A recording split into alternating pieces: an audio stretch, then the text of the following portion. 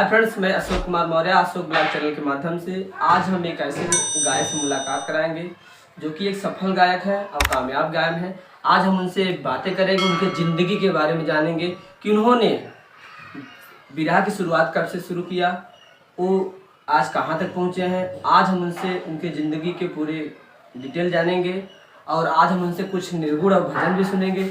चलो तब हम लोग मुलाकात करते हैं। हमारे व्यूअर्स जानना चाहते हैं कि आपका नाम और पता क्या है।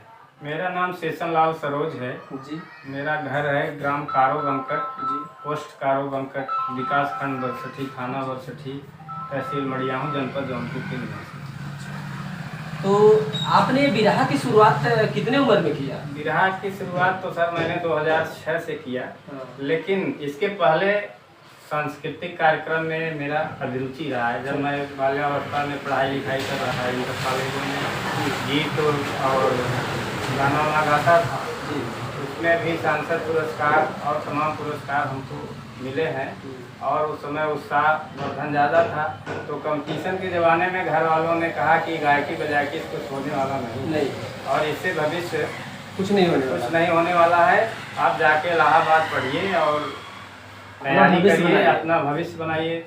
उस समय मैंने फिर चला गया इलाहाबाद यूनिवर्सिटी में 98-99 के बैच में बीए में एडमिशन लिया इलाहाबाद यूनिवर्सिटी से और पढ़ाई लिखाई करने लगा। फिर बीच में परिस्थितियां ऐसे आए। हमारे भाई साहब थे, 5 भाई हैं हम, सबसे छोटे हैं। दूसरे नंबर भाई हमारे 2001 में एक्सपायर कर गए। कुछ दिमाग ऐसे बड़े भाई विकलांग थे, वही पूरे घर का देखभाल कर रहे थे, खर्चा बर्चा वही देते थे। उसके बाद मैंने 2003 से सेल्फ कोचिंग पढ़ा के पढ़ाई लिखाई मैंने अपना सेल्फ किया, अपना खर्चा बर्चा भी वहाँ से करके पढ़ाई तैयारी करने लगा। फिर भी 2006 से मैंने पढ़ाई वहाँ से छोड़ कर कंप्लीट कर लिया। बीए किया, एमए किया और तमाम कंपटीशन का एग्ज़ाम भी दिए, सफल नहीं हो पाए उसमें। भाई भाग्य हमारा ये था कि 2006 में दिनेश लाल यादव की तरह मैं भी बनूंगा, उनका एल्बम आया तो मैं उनका गीत सुना। मुझे ये हुआ कि बड़े दुबले पतले थे, मैं बोला कि इनकी तरह तो इनसे तो मैं ठीक ठाक हूँ, मैं भी गा सकता हूँ। और उसी समय मेरी फिर अभिरुचि बढ़ी। 2006 से हमारे परम गुरु श्री सुदामा पाल, हमारे ही ग्राम पंचायत से। सुदामा पाल जी आपके गुरु जी? जी। तो एक चीज़ और हम जानना चाहते हैं, हमारे व्यूअर्स भी जानना चाहते हैं कि जब दोबारा आपका मन बना गायकी में दिनेश लाल यादव का एल्बम सुन के, गाना सुन के, तो उस समय आपकी उम्र कितनी होगी? उस समय उम्र हमारे बच्चे भी हो चुके थे, शादी हो गई? हाँ, मेरी शादी तो 19 मई 96 में शादी हो चुकी थी। तो पढ़ाई लिखाई के साथ साथ घर परिवार बच्चे भी हुए, तो बच्चे हमारे दोनों हो चुके थे। 2002 में बच्चा हुआ, फिर 5 में हुआ। फिर उसके बाद ये हुआ कि हम भी गा सकते हैं, तो हमारे गाँव से आग लगी। और पहले से मेरी रुचि थी और थोड़ा डायरेक्शन की ज़रूरत थी। तो हमारे गुरु परम पूज्य श्री सुदामा पाल जी ने हमको, भाई उनका कार्यक्रम उस समय बढ़िया चल रहा था, उनके साथ मैंने हो लिया। फिर भी क्षेत्र के लोग, घर के लोग कहे या बीए मैं कई के हारमोनिया जी। तो जब आपने दोबारा इरादा बनाया कि मुझे गायक बनना है और आपने अपने गुरु बना लिया, सुदामा पाल जी को आपने गुरु बना लिया, तो उस समय जब आपने बताया कि मैंने दिनेश लाल यादव का एल्बम सुना था, उसी से मेरा मन लगने लगा, गाने का मन किया कि मैं गायक बनूंगा चाहे कुछ भी हो जाए। तो उस समय कोई न कोई गाना गुनगुना रहे होंगे ना जी? तो क्या वो गाना इस वीडियो के माध्यम से व्यूअर को पास सुनाएंगे कि मैं इसी गाना से शुरुआत किया था गायकी? हाँ जी, मैंने उस समय बेटी की महिमा गीत थी और बेटी की महिमा से मैंने शुरुआत किया। शुरुआत ये था कि समाज के लिए मैं भी पढ़ा लिखा व्यक्ति था और समाज में बेटियों का एक उपहास होता था। अगर किसी को बच्चा पेट में है तो पति पत्नी बड़े खुश होते थे। अगर मित्र मंडली में वो पूछते थे कि यार मैं भी एक खुशी जाहिर करूँगा और मेरा भी समय आ रहा है। तो समय बीतने में क्या हुआ, मित्र लोग पूछे कि क्या हुआ भाई, आपकी खुशी पता नहीं चली? बताए कहे बताई बिटिया मतलब लोग उस समय बेटी के नाम पर दुखी होते थे, अगर बच्चा पैदा हो जाता बड़ा खुशी मनाते थे, बड़ा खुशी। तो मैंने अपने गुरुजी से बात कहा तो गुरुजी ने हमारे गीत लिखे तो वही गीत मैं चाहता हूँ कि इस अशोक ब्लॉग चैनल के माध्यम से दर्शकों के बीच में जाए कि कौन सा गीत था। जी सर, वो गीत का शीर्षक था बेटी की महिमा। बेटी की महिमा। बेटी की महिमा पे हमने गीत गुरुजी से लिखवाया और पहला स्टेज पे मैंने वही गीत गाता भी था। मेरा चयन आकाशवाणी में भी हुआ था। मेरा चयन लोक संपर्क ब्यूरो सूचना प्रसारण मंत्रालय भारत सरकार लखनऊ में भी हुआ। तो बेटी की महिमा से मैंने शुरुआत किया। गीत का बोल था कि बिटिया जन्म ले भैल काहे के दुखरिया, काहे के दुखरिया हो, काहे के दुखरिया, बिटिया जन्म ले भैल काहे के दुखरिया, बेटिया न सुइया जे के जाने ला जहनवा, ना भविचरो के दिहलिन रवि के विमानवा, ना भविचरो के दिहलिन रवि के विमानवा, व्योम बिचरू की गईली सूर्य के सफरिया, बिटिया जन्म ले भैल काहे के दुखरिया, बिटिया जन्म ले भैल काहे के दुखरिया। तो वेद पुराणों में भी लिखा गया है कि सती अनुसुईया भी केहू की बिटिया रहे। जी। जो काम सती अनुसुईया ने किया सर आज तक कोई नहीं कर पाया। बेटे में दम नहीं था। किसी लड़के और वो किसी लड़के में नहीं दम था, किसी बेटे में नहीं दम था। वो भी तो किसी बाप किसी माँ की बेटी थी। जी। अगले लाइन में मैं समाज के लिए कहना चाहता हूँ कि अरसी वाली रानी जे कर जाहिर बीरतैया, कैले दुराचार अंग्रेजवा कसैया, रान में चलवली बेटी झूम के कटरिया, रान में चलवली बेटी झूम के कटरिया, बिटिया जन्म ले भैल काहे के दुखरिया, इंदिरा गांधी बेटी लेहलिन नेहरू घर जन्मवा। इंदिरा गांधी प्रथम महिला प्रधानमंत्री के रूप में सुशोभित हुई, वो भी किसी की बेटी थी कि इंदिरा गांधी लेहली बेटी नेहरू घर जन्मवा, भारत के धरतिया पे कैली ससनवा, भारत के धरतिया पे कैली ससनवा, ऊंच कैली बेटी बाबूजी के मऊरिया, ऊंच कैली बेटी बाबूजी के मऊरिया, बिटिया जन्म ले भैल काहे के दुखरिया, बिटिया जन्म ले भैल काहे के दुखरिया।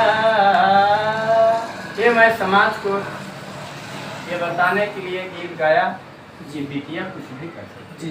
आज के डेट में देखा जाए तो बेटियां बहुत आगे निकलती जा रही हैं। अगला चीज हमारे व्यूअर्स से एक बात और जानना चाहते हैं कि कहते नहीं है कि पुराने लोग बोल रहे हैं कि जब भी अब कोई अच्छा काम करने चलेंगे, दुनिया से अलग काम करने चलेंगे, अपना नाम पहचान बनाने के चलेंगे, तो समाज वाले रोकते हैं, व्यंग कसते हैं, विरोध करते हैं। तो जब आपने गायकी का मूड बना लिया तो उस समय क्या समाज वाले आपका मजाक बना रहे थे कि आपका सपोर्ट कर रहे थे? सर उसमें कुछ लोग सपोर्ट कर रहे थे, ज्यादातर लोग तो मजाक उड़ा रहे थे। ये कि अब इलाहाबाद पढ़ के अब इनके यह कुल करे के बाद नतनिया पतनिया वाला कन्या बना था। अधिकारी कर्मचारी कायदे पढ़े लिखे होते हैं तो अधिकारी बनते हैं। तो आज ये गीत के, लेकिन सर मेरा जब मैं इलाहाबाद छोड़ा तो मेरे दिमाग में आया कि मैं गीत के माध्यम से ही अपने नाम को रोशन करूँगा और क्षेत्र में समाज में एक पहचान बनाऊंगा, एक पहचान बनाऊंगा। पैसा तो सब कमाते हैं, लेकिन लोग नहीं जान पाते। मैं अधिकारी बनूंगा तो केवल मेरा गांव जानेगा, मेरा जिला जानेगा, लेकिन मैं अगर गायक बन जाऊंगा पूरा देश विदेश जानेंगे।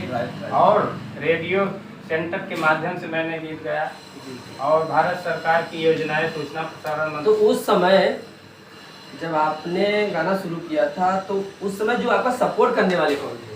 सपोर्ट करने वाले मेरे क्षेत्र के ही लोग, ऐसे हम उम्र के, जैसे सुरेश सरोज थे, ओम प्रकाश थे और हमारे गुरुजी भी कभी कभी आ जाते थे। तो हम लोग जो गांव में गांठ वाँठ होता था भूसे का, उसी पे बैठ करके सब अपना शुरू हो जाते थे। केवल राजेंद्र प्रसाद और बहुत हल्का फुल्का ढोल बजाते थे तो उन्हीं के साथ हम लोगों के साथ संगत करने लगते हैं और धीरे धीरे ऐसे जो है आप जनता सर समाज माता पिता के आशीर्वाद से। कभी मन में आपके ऐसी कोई सिचुएशन आई, कैसी कोई परिस्थिति आई जिसकी वजह से आपके मन में ख्याल आया हो कि यार बहुत हो गया, बिरहा गाना गायकी करना ये बस बात नहीं है, इसको छोड़ दिया जाए? कभी कभार दिल दिमाग में ऐसा होता था, कुछ परिस्थितियाँ ऐसी आ जाती थी, लेकिन पल भर के लिए कुछ समय बीता तो कितने भी कष्ट और विपत्ति दुख में रहते थे, लेकिन एक संगीत का जो म्यूजिक होता था, हारमोनियम के बाद हारमोनियम का आवाज आ जाता था, आग लग जाती थी कि हम लोग भी फिर करेंगे, आएंगे, फिर भी वही जो मन में नेगेटिव बातें होती है खत्म होकर पॉजिटिव आ जाता है। जी सर। एक चीज और जानना चाहते हैं हमारे व्यूअर्स की, जब आपकी शादी हो गई थी और जब आपने मूड बना लिया कि अब मैं गाऊंगा, तो जब आपकी बीवी ये बात जानी तो बीवी आपका सपोर्ट कर रही थी, मना कर रही थी? नहीं सपोर्ट कर रही थी, मना नहीं कर रहे? नहीं, मना नहीं कर रहे थे। वो कहे कि भाई हमको क्या है, जो इच्छा आपकी है उसी में मेरा भी सहमति आपके साथ है। जब ये बात ससुराल वाले को पता चला तब वो क्या बोले? पहले तो एक बार एवॉइड किए लोग, और बाद में जब सुने कि अच्छा गाने लगे तो और रिश्तेदार जो थे, मेरी साली की शादी थी 2009 में, मेरा प्रोग्राम भी वहाँ शशिकला सांवरी और मेरा कंपटीशन कार्यक्रम हुआ। जब लोग देखे, मैं पैसा बहुत पाया वहाँ, इनाम पाया, तो लोग देखे कि जब यहाँ इतना कमाते हैं तो बाहर और कमाते होंगे। इससे उनको ये लगा कि समाज में ससुर जी भी जान गए कि दामाद बढ़िया मिल गया।